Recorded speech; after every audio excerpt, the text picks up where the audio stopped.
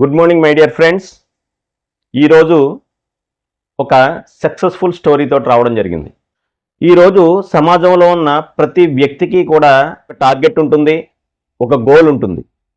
So ఆ goal reach అయ్యేటువంటి ప్రాసెస్లో మనం ఏమైనా నిరాశ నిస్పృహకు లోనవుతున్నామా అనేది ఇక్కడ ప్రధానంగా చెప్పుకోవాల్సినటువంటి విషయం. ప్రతి వ్యక్తి ఒక గోల్ పెట్టుకుంటాడు. ఆ గోల్ రీచ్ అవ్వడానికి తను అహర్నిశం కృషి చేస్తూ ఉంటాడు. కాకపోతే మనం గోల్ రీచ్ అవుతున్నామా లేదా, మనం అనుకున్నటువంటి గోల్ ఏంటి, ఆ గోల్కి మనం ఎంత ఎఫర్ట్ పెట్టగలుగుతున్నాము, ఎంత డెడికేటెడ్గా ఎంత ఫోకస్డ్గా మనం వర్క్ చేస్తున్నాం అనేదే ఇక్కడ మెయిన్ చెప్పుకోవాల్సినటువంటి విషయం. సో అటువంటి దానికి సంబంధించి ఈరోజు ఒక మంచి ఇన్స్పిరేషనల్ స్టోరీతో మీ ముందుకు వచ్చాను. తాను అనుకున్నటువంటి లక్ష్య సాధనకు ఎటువంటి టెక్నాలజీ లేకుండా, ఎటువంటి సహాయం లేకుండా, కనీసం తన తోటివారి సహాయం కూడా లేకుండా తను అనుకున్నటువంటి లక్ష్యం సాధించడానికి 1 కాదు 2 కాదు 22 సంవత్సరాలు కఠోర శ్రమ చేసి తాను అనుకున్నటువంటి లక్ష్యాన్ని సాధించాడు. సో ఆ వ్యక్తి గురించి ఈరోజు మనం తెలుసుకుందాం. ఆయన మరెవరో కాదు, దశరథ్ మాంఝీ. ఆయన గురించి తెలుసుకోబోయే ముందు మన ఛానల్ని సబ్స్క్రైబ్ చేయండి, లైక్ చేయండి, షేర్ చేయండి. సబ్స్క్రైబ్ చేయడం ద్వారా ఇటువంటి మోటివేషనల్ స్టోరీస్ చాలా వరకు మీకు అందేటువంటి అవకాశం ఉంటుంది.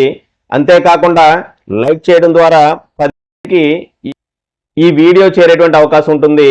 మీలో ఎవరికైనా షేర్ చేయడం మూలంగా వాళ్ళు కూడా ఈ స్టోరీ ద్వారా కొద్దో గొప్ప ఇన్స్పైర్ అయ్యి వాళ్ళ లైఫ్లో వాళ్ళు అనుకున్నటువంటి లక్ష్య సాధన కోసం ఉపయోగపడేటువంటి అవకాశం ఉంటుంది. So my dear friends, please subscribe, like and share. Dashrath Manjhi ఈయన 1934లో బీహార్ రాష్ట్రంలోని గెహ్లర్ గ్రామంలో జన్మించాడు. మాంఝీ తన చిన్నప్పటి నుంచి కూడా ధన్బాద్లోని ఒక బొగ్గు గనుల్లో పనిచేసేవాడు. తనకి యుక్త వయసు వచ్చిన తర్వాత తన స్వగ్రామమైనటువంటి గెహ్లర్ తిరిగి వచ్చి ఫాల్గునిదేవి అనేటువంటి ఒక ఆమెను వివాహం ఆడాడు. తను ఉండేటువంటి గెహ్లర్ గ్రామం బీహార్ రాజధాని అయినటువంటి పాట్నాకి సుమారుగా 100 కిలోమీటర్ల డిస్టెన్స్లో ఉండేది. అంతేకాదు బయట ప్రపంచానికి తన గ్రామానికి మధ్యలో ఒక పెద్ద కొండ అడ్డుండేది.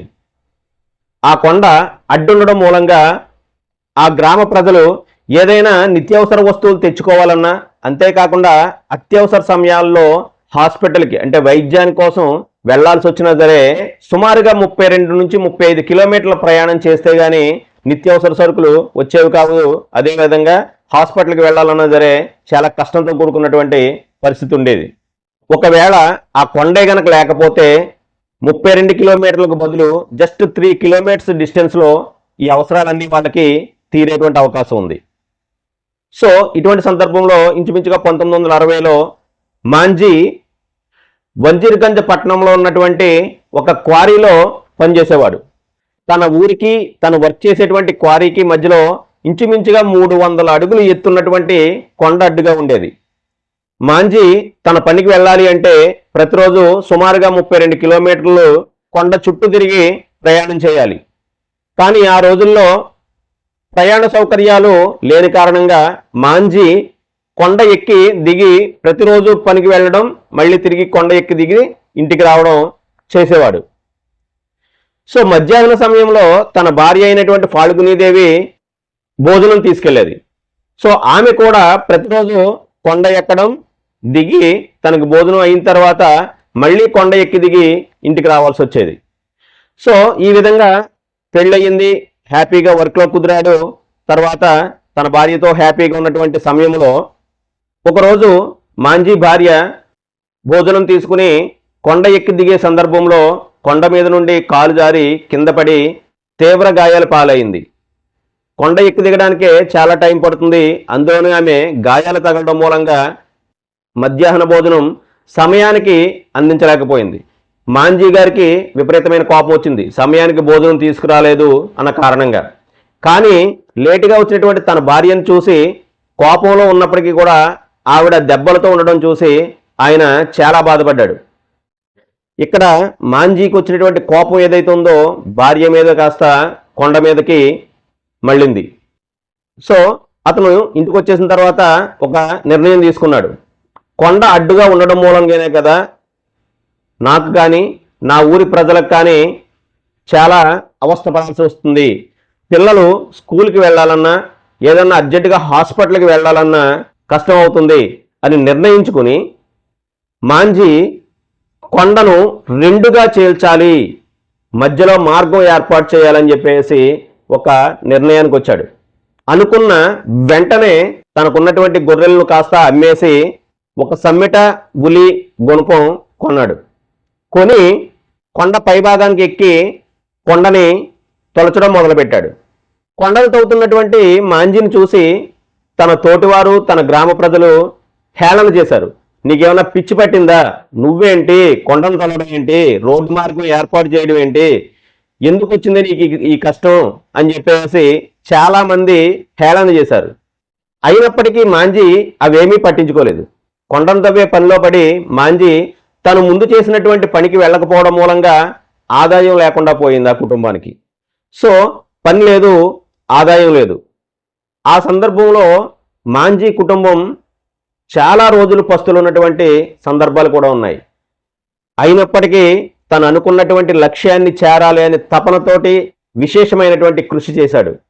తర్వాత కొన్ని రోజులకి తన భార్య కొండ మీద పడిన దెబ్బల కారణంగాను, తర్వాత కుటుంబానికి ఆదాయం లేకపోవడం మూలంగా కావచ్చు, తన భార్య తీవ్ర అస్వస్థతకి లోనయ్యి మంచాన బారిన పడింది. భార్యను హాస్పిటల్కి తీసుకెళ్లాలంటే చాలా దూరం ఉంది, ఇంచుమించుగా 32 కిలోమీటర్ల ప్రయాణం చేయాలి. సో ఆ సందర్భంలో ఒకరోజు భార్యని హాస్పిటల్కి తీసుకెళ్తుండగా సరైన సమయానికి తీసుకువెళ్ళలేక భార్య మార్గ మధ్యలోనే మరణించడం జరిగింది. అటువంటి సందర్భంలో ఎవరికైనా చాలా బాధేసి నాకెందుకు వచ్చింది, కొండను తొలవడం ఏంటి, నా పని నేను చూసుకుంటాను అని చెప్పేసి తను నిర్ణయం తీసుకోవాలి. కానీ మాంజీ అలా కాకుండా తనలో మరింత పట్టుదల పెరిగింది. కొండను ఎట్టి పరిస్థితుల్లోనూ తొలచాలి, ఊరు నుండి పట్టణానికి మార్గం ఏర్పాటు చేయాలి అని మరింత కృషి చేసి పని వేగవంతం చేశాడు. తన పట్టుదల కావచ్చు, తను చేసిన కృషి కావచ్చు, కొండ తొలచడం మొదలుపెట్టిన 10 సంవత్సరాలకి చీలిక ఏర్పడింది. అంటే తన ఊరికి పట్టణానికి మధ్య కాలిబాట ఏర్పడింది. దీంతో తన తోటివారు, తన ఊరి ప్రజలందరూ కూడా మాంజీకి సహాయం చేయడం మొదలుపెట్టారు. తను తన గ్రామస్తుల సహకారంతో తర్వాత 12 సంవత్సరాల్లో ఆ చుట్టుపక్కల గ్రామాలన్నిటికీ ఒక ఆశ్చర్యం చోటు చేసుకుంది. ఎందుకంటే అక్కడ ఉన్నటువంటి సుమారు 60 పల్లెటూళ్ళకి మాంజీ రోడ్డు మార్గం ఏర్పాటు చేశాడు. 360 అడుగుల పొడవు, అదేవిధంగా 30 అడుగుల వెడల్పుతోటి ఒక రహదారి ఏర్పడింది.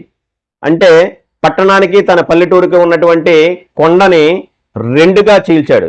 ఇప్పుడు వంజీర్గంజ్లో ఉన్నటువంటి హాస్పిటల్కి వెళ్ళాలన్నా, చిన్నపిల్లలు స్కూల్కి వెళ్ళాలన్నా కేవలం 5 కిలోమీటర్లు ప్రయాణిస్తే సరిపోతుంది. 32 కిలోమీటర్ల ప్రయాణం చేయవలసినటువంటి పని లేకుండా కేవలం 5 కిలోమీటర్ల ప్రయాణం చేస్తే అన్ని సౌకర్యాలు అందుబాటులోకి వచ్చాయి. దశరథ్ మాంజీ చేసినటువంటి కృషికి ఆ గ్రామ ప్రజలు, చుట్టుపక్కల ప్రజలందరూ కూడా ఆయన్ని మౌంటైన్ మ్యాన్, పర్వత మనిషి, పహాడీ ఆద్మీ అని పిలిచేవారు. తర్వాత కొంతకాలానికి ఈయన ఘనత న్యూస్ పేపర్లోను, దినపత్రికలోనూ రావడం మూలంగా ప్రభుత్వానికి తెలిసి ఈయన ఇల్లు కట్టుకోవడానికి స్థలం కేటాయిస్తే ఆ స్థలాన్ని తిరిగి హాస్పిటల్ నిర్మించడానికి ప్రభుత్వానికి దానంగా ఇచ్చినటువంటి మహోన్నత వ్యక్తి మన దశరథ్ మాంజీ. 2006లో అతని ప్రతిభను గుర్తించి బీహార్ గవర్నమెంటు భారత ప్రభుత్వానికి పద్మశ్రీకి సిఫార్సు చేయగా అటవీ శాఖ వారు కొండను త్రవ్వడం అక్రమమని అభ్యంతరం తెలపగా తనకు రావాల్సినటువంటి పద్మశ్రీ అందుకోలేకపోయాడు. అయినప్పటికీ మాంజీ ఆ విషయాన్ని పట్టించుకోలేదు. అదే 2006 సంవత్సరంలో అప్పటి ముఖ్యమంత్రి అయినటువంటి నితీష్ కుమార్ నిర్వహిస్తున్నటువంటి జనతా దర్బార్కు మాంజీ వెళ్ళడం జరిగింది. అప్పటికే మాంజీ గురించి తెలుసుకున్నటువంటి నితీష్ కుమార్ గారు మాంజీని స్టేజ్ మీదకి ఆహ్వానించి ఒక 5 నిమిషాల పాటు ముఖ్యమంత్రి హోదాలో కూర్చోమని తన కుర్చీలో కూర్చోబెట్టారు. అంటే దేశ చరిత్రలో 5 నిమిషాల ముఖ్యమంత్రిగా చేసినటువంటి మహానుభావుడు మన Dashrath Manjhi. Manjhi the mountain man అనేటువంటి పేరుతో హిందీలో ఆయన జీవిత చరిత్రను సినిమాగా తెరకెక్కించారు. కొండను జయించిన మాంజీకి తనకు వచ్చినటువంటి క్యాన్సర్ వ్యాధిని జయించలేకపోయాడు. 2007 ఆగస్టు 17న మాంజీ క్యాన్సర్ వ్యాధితోటి ఢిల్లీలో మరణించడం జరిగింది. మాంజీ మరణించిన తర్వాత బీహార్ గవర్నమెంట్ మాంజీకి ప్రభుత్వ లాంఛనాలతో అంత్యక్రియలు నిర్వహించడం అనేది మరొక విశేషం. మాంజీ తన కొండను తొలిచేటువంటి సందర్భంలో ఎవరైనా ఎందుకు వచ్చింది అని అడిగితే మాంజీ ఎంతమందికి చెప్పినా ఎన్నిసార్లు చెప్పినా ఒకటే చెప్పేవాడు, నా భార్య గాయపడడం మరణించడం నేను తట్టుకోలేకపోయాను, కాబట్టి నా జీవితం మొత్తం కరిగిపోయినా సరే ఈ కొండను తొలిచి రోడ్డు మార్గం వేస్తాను అని చెప్పేవాడు. ప్రభుత్వం ఇచ్చిన అవార్డులు, కీర్తి ప్రతిష్టలు, డబ్బును నేను ఎప్పుడూ పట్టించుకోలేదు. నాకు కావాల్సిందల్లా నా ఊరికి పట్టణానికి రోడ్డు మార్గం అని చెప్పేవాడు. ఒకవేళ నిజంగా కానీ జరిగితే మా ఊరి పిల్లలకు, మహిళలకు అది హాస్పిటల్కి కానివ్వండి, స్కూల్స్కి కానివ్వండి, ఇతర అవసరాలు తీరడానికి కానివ్వండి, ప్రయాణం అనేది చాలా సులువు అవుతుంది, చాలా ఉపయోగపడుతుంది అని చెప్పేవాడు. సో మై డియర్ ఫ్రెండ్స్, ఈ స్టోరీ నుండి మనం నేర్చుకోవాల్సింది ఏమైనా ఉందా అని చూస్తే, ఒక మారుమూల పల్లెటూరు నుంచి ఒక వ్యక్తి నిరక్షరాస్యుడై నిరుపేద కుటుంబంలో పుట్టి చిన్నతనం నుండి కూడా క్వారీలో పనిచేసుకుంటూ, అంటే తన జీవితం మొత్తం కూడా క్వారీ పనికి అంకితమైపోయింది. హాస్పిటల్కి వెళ్ళే సందర్భంలో తన భార్య చనిపోవడం మూలంగా ఎట్టి పరిస్థితుల్లోనూ నా భార్య లాంటి పరిస్థితి గ్రామంలో వారికి కానీ చుట్టుపక్కల 60 గ్రామాలకు కానీ ఉండకూడదు అని ఒక దృఢ సంకల్పం నిశ్చయించుకుని పట్టణానికి తన ఊరికి మధ్యలో అడ్డుగా ఉన్నటువంటి 300 అడుగుల ఎత్తులో ఉన్నటువంటి ఒక కొండను తొలిచి రోడ్డు మార్గం వేయాలనేటువంటి ఒక దృఢ సంకల్పంతో కొండను తొలిచి 1 కాదు 2 కాదు 22 సంవత్సరాలు కష్టపడి రోడ్డు మార్గం ఏర్పాటు చేసినటువంటి మహోన్నత వ్యక్తి మన దశరథ్ మాంజీ. ఈ రోజుల్లో మనం చూసుకున్నట్టయితే మనకి టెక్నాలజీ వచ్చింది, ఆధునిక వస్తువులు వచ్చాయి, అనేక రకాల వనరులు ఉన్నాయి. కానీ మనం అనుకున్నటువంటి లక్ష్యాలను చేరడానికి చాలా స్ట్రెస్ ఫీల్ అవుతున్నాము, చాలా ఒత్తిడికి లోనవుతున్నాము, అనుకున్నటువంటి లక్ష్యాలని, గమ్యస్థానాన్ని చేరలేకపోతున్నాం. సో అటువంటి యువతకు కానివ్వండి, మనందరికీ కూడా దశరథ్ మాంజీ స్టోరీ ఇన్స్పిరేషన్గా ఉండాలని మనస్ఫూర్తిగా కోరుకుంటూ మరొక మోటివేషనల్ వీడియోతోటి మీ ముందుకు వచ్చే ప్రయత్నం చేస్తాను. ఇప్పటిదాకా ఛానల్ని సబ్స్క్రైబ్ చేయని వాళ్ళు ఎవరైనా ఉంటే సబ్స్క్రైబ్ చేయండి, లైక్ చేయండి, 10 మందికి షేర్ చేయండి. Thank you very much. జై హింద్.